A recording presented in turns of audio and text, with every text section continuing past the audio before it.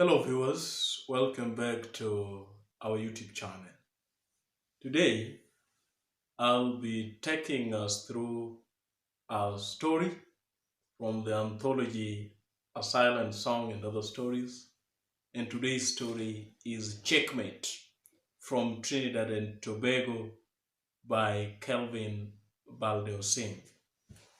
This is a story that I have come to love in this anthology because it deals with the monster of corruption.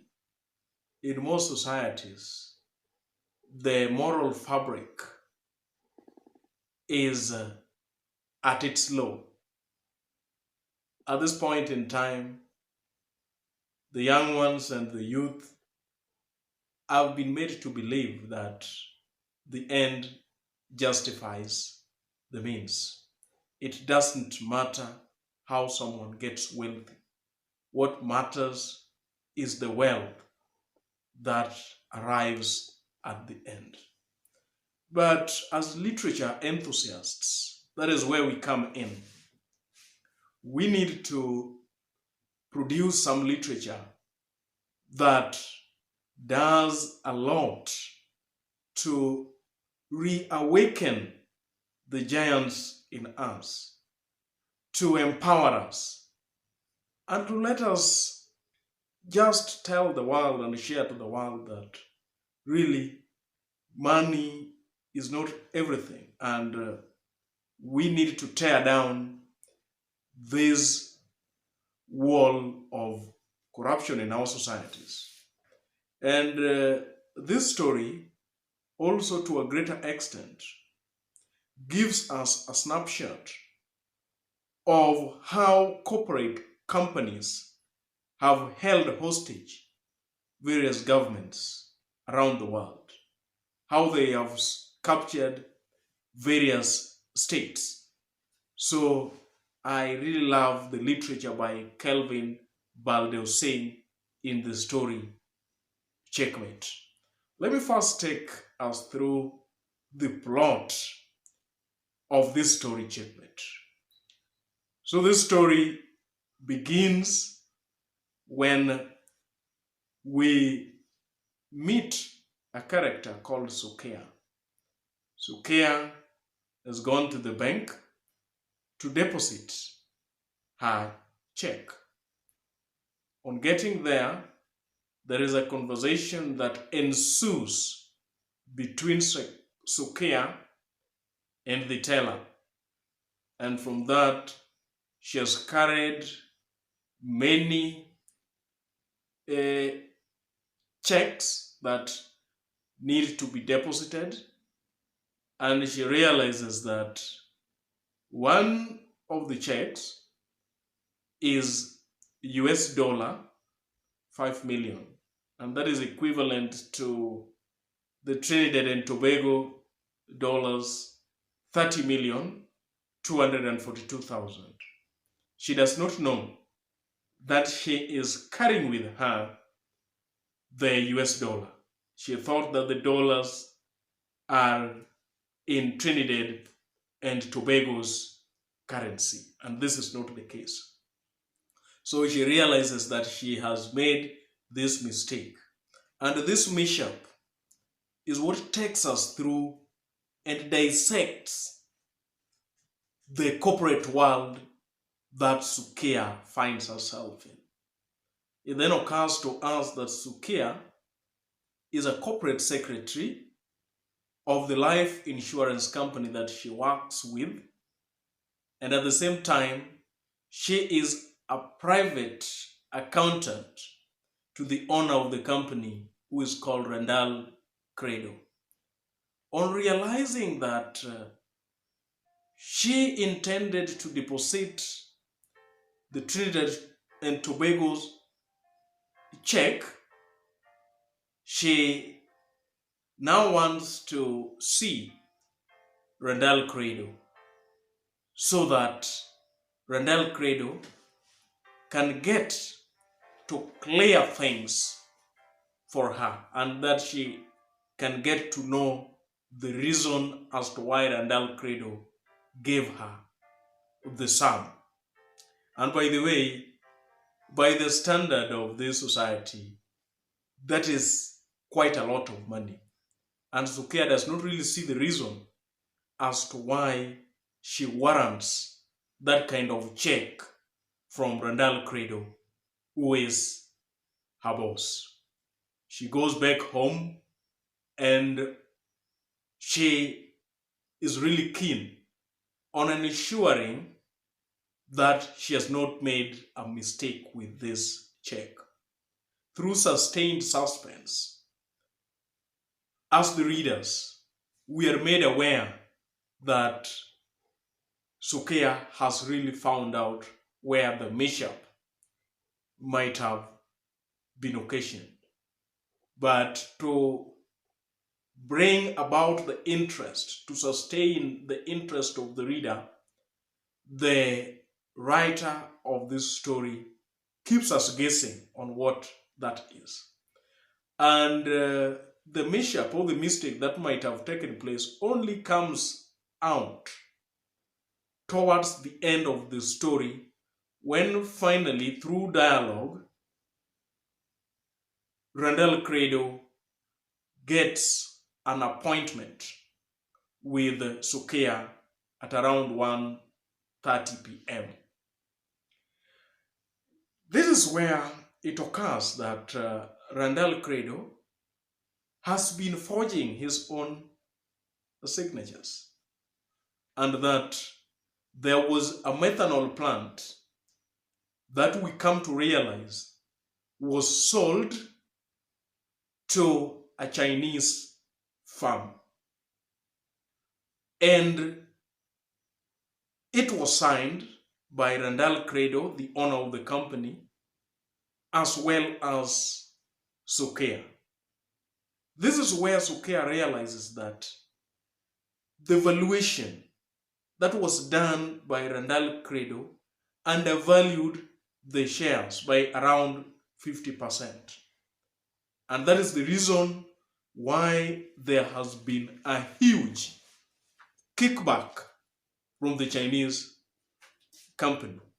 It also occurs that most of the Chinese firms have made it a protocol that normally they bribe or they add bribe to their deals.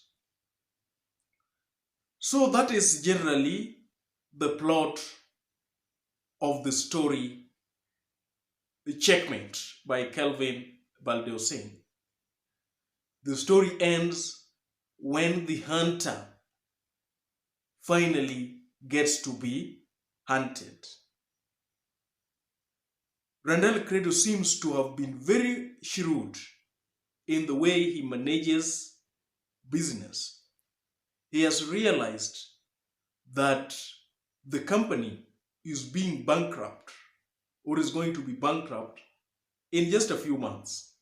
And for that reason, that is why he has occasioned forging his own signatures, so that in an event that legal investigation has been put in place, then he will not be found guilty. He does not know that Sukia's iPhone has been recording his incriminating voice, and that his incriminating voice now occupies a certain cyberspace, because, as Sukia says, all that Randall Credo has been saying has not only been recorded, but her iPhone also sends the emails. And the voice that Sukia tries to play is that whereby Randall Credo gives the reason as to why the $5 million check was written for Sukia. On the books, Randall Credo says, it is a fee for Sukea's participation in the methanol deal. When Sukea asked about what it is off the books, then Randall Credo mentions that off the books, it is a fee for Sukea keeping her mouth shut over the methanol deal. One thematic concern that is glaring in this story is that of corruption, or what we can call the moral decadence in the corporate world. And first, when Sukea is promoted to be the corporate secretary and the private accountant to Randall Credo, the owner of the company, 6 years ago, and noting that she has been in this company for 15 years, she thought that Randall Credo had brought her or promoted her to seal the various financial loopholes that may lurk in this company. But then it is ironical that she normally gets rewarded for creating such financial loopholes. When Sukea also goes through her documents to find out where the $5 million check came from, she looked at the records which were not supposed to be accurate if they were not accurate in the right way. So that statement is paradoxical. But it is paradoxical in the sense that it brings to view that in the corporate world, sometimes it pays, or sometimes it becomes appropriate to ensure that records are not accurate. And at the same time, the records should not be accurate in the right way. And that is how the corrupt dealings and the self-enrichment to the detriment of the populace normally happens or takes place in the corporate world. It is also evident that something that is quite common, especially in African states, where government officials and people in the corporate world normally ship off their money to the offshore account. So all the US dollars that Sukea normally receives, she takes them to an offshore account in Cayman Islands, and this money she uses as a mortgage for her London flat. It is also interesting that Sukea is basically on a 55,000 Trinidad and Tobago dollars, and that is her tax deductible salary. But for the 6 years that she has worked as a private accountant for Randall Credo, her savings account has close to over $7 million.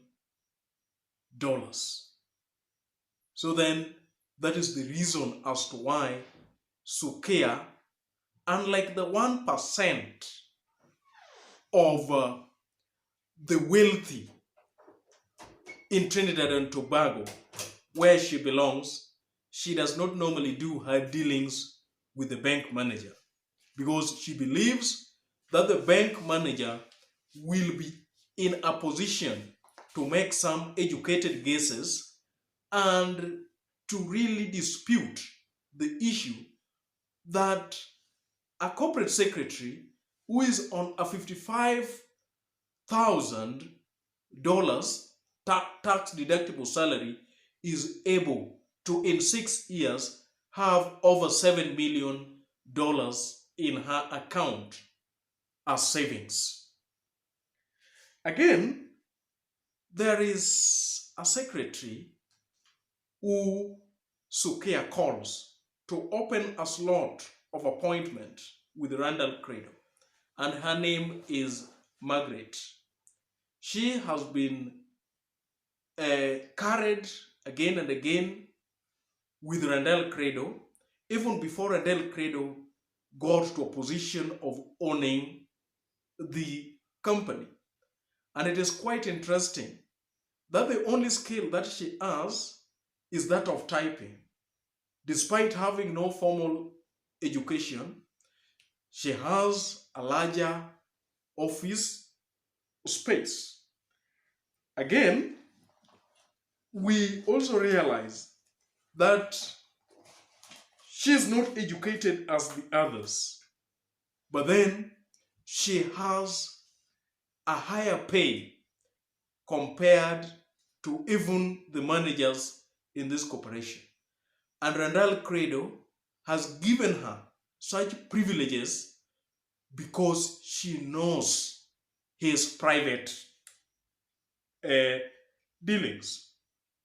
It also occurs that Randall Credo does not have any fear of public embarrassment or legal investigation in an event that his illegal or financial dealings is exposed.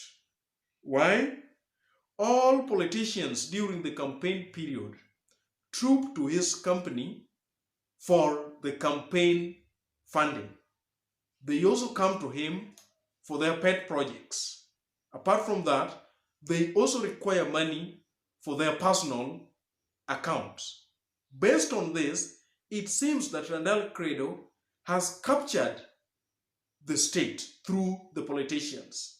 Again, this company also has incredible shares in the various media houses, and no editor whatsoever would really take the trouble of doing any news about his illegal financial dealings at the company for fear of backlash from the advertisement departments or even the board of directors.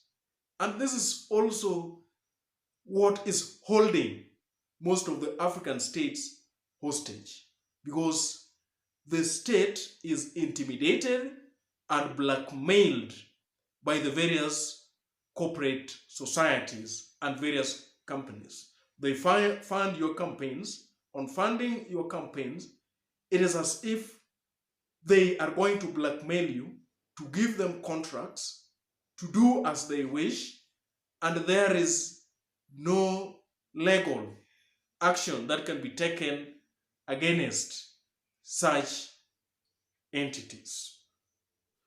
Sukia is also a character who we can follow so that we see how corruption comes out in the story Checkmate by Kelvin Baldeosingh. And Sukia, at the beginning, we come to realize that she's from a place called Penal, and she has quite a humble background. She hails from a humble background. She is not from these families where we can say that wealth is being inherited maybe from the father or the mother. But it is quite incredible how in 6 years Sukia has fought for herself, in quotes, at the corporate level. And we realize that, courtesy of the company, Sukia has almost every bill being paid by the company. She has a wonderful vehicle that is SUV Audi G7, that has been bought to her courtesy of the company. So when she even comes to the bank and she notes that most probably because 33% of the nation have insured their lives with the company, so it means that the 33% of the people at the bank that morning must have been the people who contributed to buy for her the Audi G7 that she drives. Apart from that, she has her hairstyle, she has her breakfast, she has her shoes being paid for by the company. And this is what I can also see as quite an exploitation of the poor by the rich. It is quite interesting that she mentions the fact that she belongs to the 1% wealthy of the nation. So then it means that there is a wide gap between the 1% that is wealthy and the 99% languishing in poverty at the detriment of the wealthy. Her insatiable appetite for opulence and affluence also shows when, as she knows about the money, the 5 million check that had been given to her by Randall Credo to deposit, as she contemplates about going back to Randall Credo, she gives herself a thought that should she just use this money to renovate her London flat? Should she use this money to buy an adjacent unit in her Miami condominium?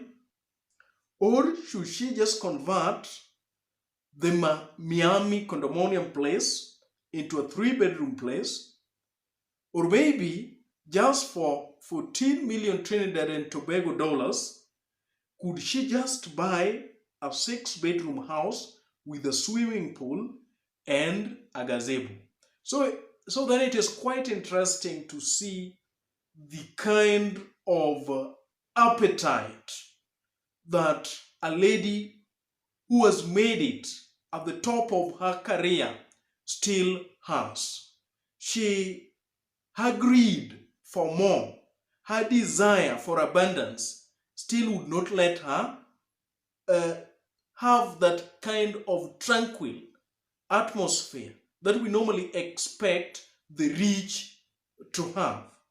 It is quite interesting that even the wonderful flat that she has for herself, at this point she feels that it is cramped up and she deserves to get another flat.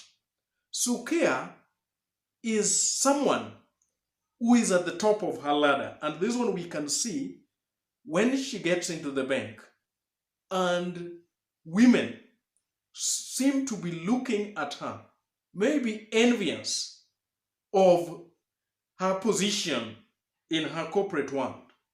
The women glance at her Burberry skirt, doll's blouse, and Manolo Blahnik pumps, and the pomposity and the hubris in her shows when she becomes proud and she feels superior to those who are at the bank. Sukia also states that she hates going to the bank, and the reason that she gives is that she hates joining the lines of people to deposit pieces of trivial paper when she usually sits in her office and deals with real money and her computer. So it is quite interesting, and that is always corruption. Corruption could be seen as a double-edged sword, in that, inasmuch as someone tries to accumulate and to run after abundance, then someone will know no peace. Like in the instance of Sukia, when she goes to the bank to deposit her checks. She is unsettled. She is quite aloof. And she decides not to see the bank manager as people in her bracket do, because she has an inkling that the bank manager will get to know her secret dealings. She is working as a shadowy figure, and that is why it is ironical that the woman who she sees, that is the teller she meets at the bank, who she sees to be sensible, does not make sense for her, because she's quite absent-minded. She has a flutter in her stomach. She has the fear of the unknown, because the monster of corruption and the desire for abundance would not let her free. So viewers, that is basically what comes out in the story Checkmate by Kelvin Baldeosingh. Allow me to thank you very much for your subscriptions to this channel. Those who are visiting us for the first time, allow me to request you to take a second or to hit onto that subscribe button, so that anytime we produce a video like this, YouTube will automatically notify you.